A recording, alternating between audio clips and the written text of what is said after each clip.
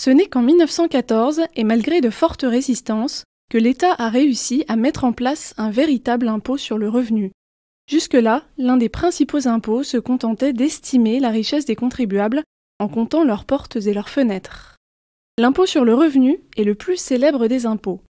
Il ne représente que 17% des recettes de l'État, loin derrière la TVA, 51%, et un peu en dessous de l'impôt sur les sociétés, 18%.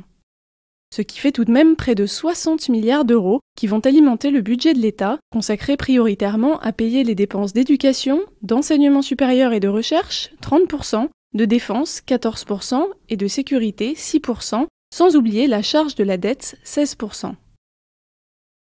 Si 37 millions de foyers fiscaux remplissent la déclaration, dont 12 millions par Internet, 17 millions seulement payent l'impôt, pour un montant d'un peu plus de 2 500 € en moyenne par an. Mais il n'y a pas que les salaires et les pensions qui alimentent l'impôt. Il y a également la TVA, la taxe intérieure de consommation sur les produits pétroliers, TIPP, la taxe d'habitation, la redevance audiovisuelle, les forfaits pour les petits commerçants, les bénéfices industriels et commerciaux et les bénéfices non commerciaux libéraux.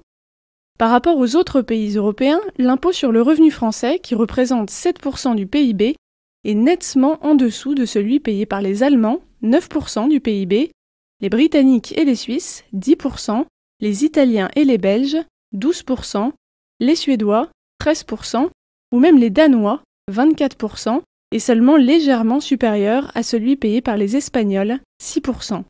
Même les Américains, avec 8%, payent plus. Cependant, les prélèvements obligatoires en France sont parmi les plus élevés.